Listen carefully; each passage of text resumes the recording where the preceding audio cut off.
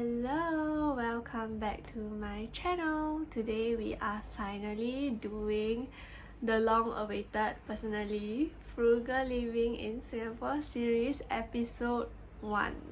And this whole series is kind of like my own personal project to challenge how far I can go to be living in a most minimalistic or frugal living or thrifty lifestyle as much as possible, because firstly, your girl is unemployed.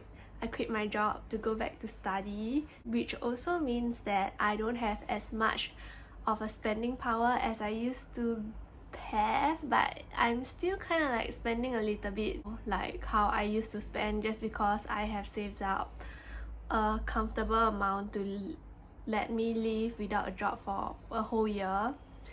And 2, I'm really trying to hit 100k net worth, even though I just quit my job and I'm back to studying. So I'm really hoping that by the end of this year I will be able to hit 100k net worth, which is a huge challenge. And to be honest, at this point I'm thinking like, even if I don't hit it, I wouldn't be very upset, because it's just not very realistic. But somehow I like to do things that are unrealistic to challenge my own limits and willpower, so we will see how it goes. Before I go into what I spend in a month, I just want to say that this is not my natural hair. I was trying to do these heatless hair curls so that I can look more presentable in this video instead of just like a flat head, but apparently it didn't go as well as I wanted it to, so please ignore that for the rest of the video. Let's start with what I spent in a month of January. And I just would like to bring up that previously I was spending around 1.5 to 1.8k, excluding rental and excluding investments, because I live with my parents, so I don't have rent, and that kind of just gives you an overview of how much I actually spend on perishable goods or materialistic goods, just not on fixed expenses. I can spend around 1.5 to 1.8k, and I've been trying to cut that down by a lot. From my previous video, you would have noticed some of the things that I mentioned that I'm going to cut. And what I've been using for my financial tracker is really just this app called Fortune City. I'm not being sponsored. I've just used this app for the longest time, since 2018ish, and then I stopped, so now I'm going back to this. In this month of January, my total cash outflow is $2,098.34, of which 42% goes to investment, 19% goes to insurance plus eye drop. I categorize it under medical. 17% goes to food, 8% goes to shopping, because from my previous video you have known that I bought some New Year clothes. 6% goes to gifts, 3% goes to transport, another 3% goes to drinks, 2% of the remaining miscellaneous items goes to phone bill, to the gym, and for my pet Horsey. For the big ticket items like investment, 42% of my cash outflow goes towards investment. I put 500 USD excluding conversion rate into US stock market. This year I'm trying to put like $200 every month into a robo-advisor investor for ETFs, and I'll let you know how it goes towards the end of the year. Trying out the dollar cost averaging method. For insurance, actually it's not even under medical. The insurance that I've gotten for myself are mainly savings, which is kind of dead. My healthcare insurance are still being paid by my mom. Which yeah, I hope she will continue to pay for me forever. Okay, maybe when I find a job, and then I will start to take that back. But yeah, just to clarify, my insurance is relating to savings, and also eye drops. Food, I actually spend very little on food. Whole of this month, I've only spent $355.57 for food. Can you believe it? Because usually I'll spend, or maybe the average of past 6 months, I would spend around how much? I can't even remember from my previous video. It's at least 500 to 700 to max, I think 800.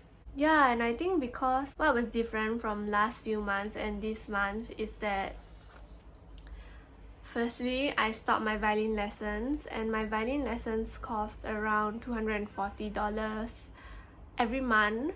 And also, for the last week of January, my classes actually started. And my classes start, my mom would usually, take away some lunch or dinner back for me, so I don't have to go down to buy food for my own.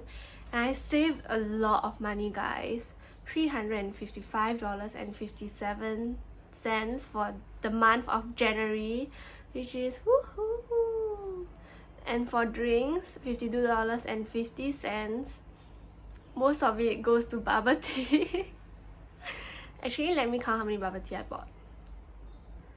I think for the past 2 weeks or 3 weeks, I've probably drank like at least 10 bubble teas, and it's like considered normal for my intake after I've stopped my latte's diet diary. Oh no. Yeah, and miscellaneous towards gifts is just my fiance's father's birthday, and we shared the cost and bought like a leather wallet for him. And also I bought this ring that I got scammed, which I'll probably do in a separate video for my Pacman, which is like my grandmother. For the whole of January, I've only spent $55.66 on transportation. Usually I'll spend like $120, and I think part of it is due to the fact that my classes have started for the later half of January, and I have been staying at home from Monday to Friday and not going anywhere. I even took a Grab to my boyfriend's place, yeah, in this month, and it's cost like $13.30. It's so good, right? Because you can just see everything from my app. I love it. It means that on public transport, I've only spent $42.36. Yeah, shopping, of course, it's for the Chinese New Year. So that probably won't happen again next month, and I'm really excited. And I have no cash inflow for this month because my classes have just started in January, which means that the prorated allowance that I'm supposed to have is only going to come in February, which also means that I'm gonna take 1 more month later to reach my 100k goal net worth.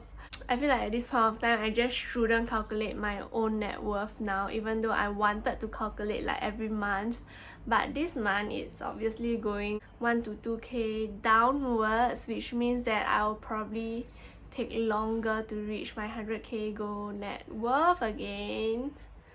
But I'm not in a rush. This is just something that I aim to strive for.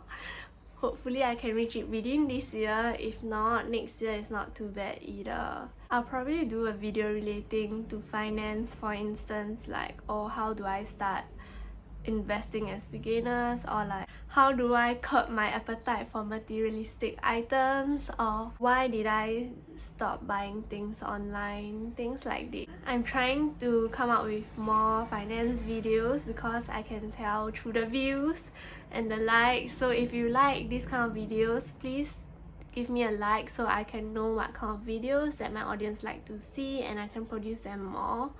Yeah, but I noticed that for my finance video, they're actually gaining a little bit more views and likes. So I'll see how this video goes for my Frugal Living in Singapore series or my road to 100k. Or if there's any other kind of finance video that you'd like me to cover, feel free to comment down below and I'll try to do it if I'm good at it. That's all for this video of like what I spent in a month. I'm not sure if I'm doing the best, but I feel like this is already progress. I'm really surprised at how much or how little I've spent this month. That's all for this video. Thanks for watching. Please like and subscribe. I'll see you in my next one. Bye.